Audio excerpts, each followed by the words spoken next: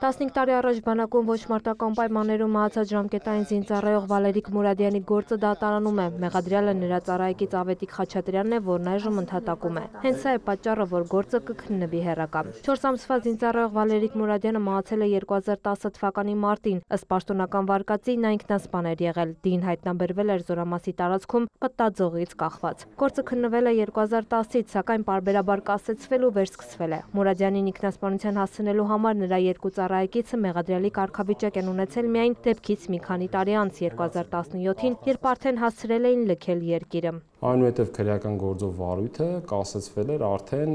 նախկին քրեական դատավարության օրենսգրքի կարգավորումների համաձայն մեղադրյալների քննությունից խուսափելու հիմքով։ Գործը սակայն վերսկսվել էր 2021-ին, որի ընթացքում ըստ դատախազի լայնածավալ ապացուցողական գործողություններ են իրականացվել։ Իրականացվել էին վկաների լրացուցիչ հարցաքննություններ, առերես հարցաքննություններ, առկա փորձագիտական եզրակացությունների շուրջ հարցաքննվել էին փորձագետները։ Երկու մեղադրյալն էլ ըստ դատախազի Ռուսաստանում են։ Ավետիք Խաչատրյանը 2022-ին էր ձերբակալվել, սակայն նրա արտահանձնումը մերժվել էր իրավական նորմերի որոշ մեկնաբանությունների պատճառով։ Եվ քանի որ հենց այդ ժամանակ մեղադրյալը ծանուցվել էր իր նկատմամբ հարուցված քրեական հետապնդման մասին, ուստի հնարավոր է եղել գործն ուղարկել դատարան եւ քննել հեռակա։ Սա հնարավոր չի եղել իրականացնել մյուս մեղադրյալի Նորայր Գրիգորյանի դեպքում։ Ինչի համար են մեղադրվում ծառայեկիցները, դատախազը 15 տարի առաջ տեղի ունեցածն ու գործով հաստատված հանգամանքներն է ներկայացնում։ Ըստ դատախազի մինչև դեպքը 2000 դրամի պարտք պահանջ է եղել Վալերիկ Մուրադյանի եւ մեղադրյալների միջև։ Հիմնավորվել էր, որ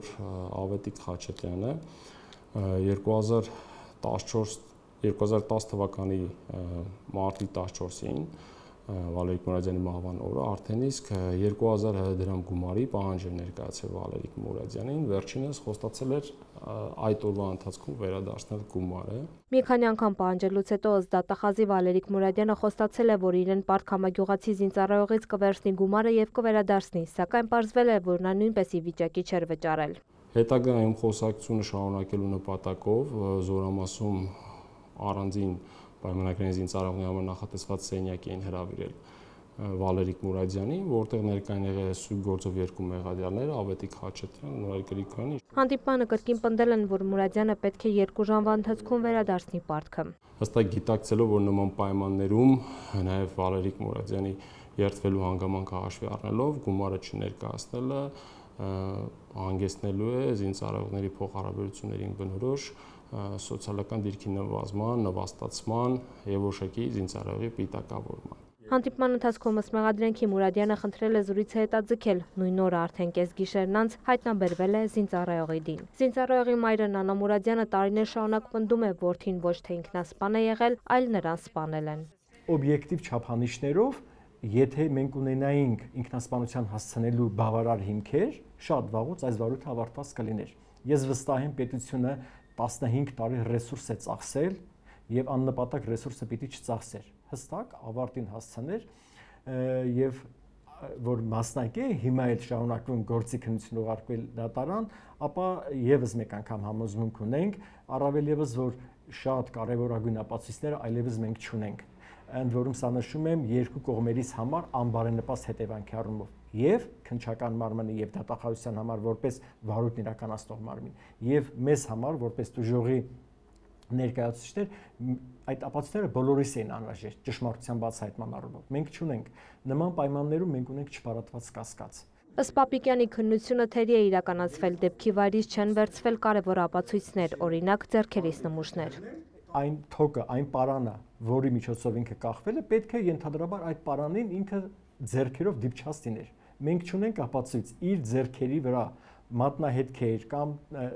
մանրէներ թելից մնացած պարանից կա թե ոչ, որովհետև այդպիսի նմուշներ չի վերցվել։ Դեպքի վայրից չի վերցվել օրինակ նրա զինվորական համազգեստի մի մասը, որոնք կարող են դիպչել օրինակ կամ պարանին կամ այն աթոռին, որի վրա պիտի ինքը կանգնած լիներ։ Պարանոցի վրա կա ենթադրյալ պարանի սեղմման օղակի հատվածը երկու օղակ։ Սա կասկածելի է այս հանգամանքը։ Այսպիսի փաստական տվյալները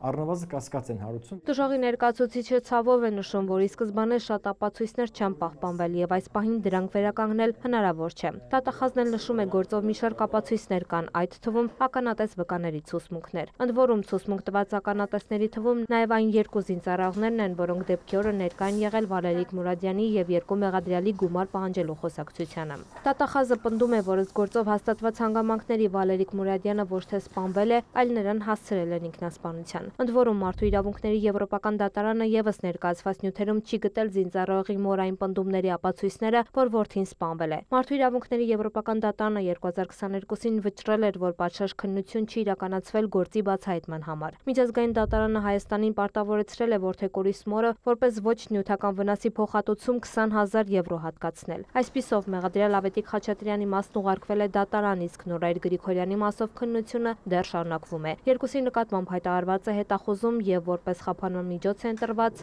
կալանքը։ Տաթև Խաչատրյան, Էդգար Դավթյան, Լուրեր։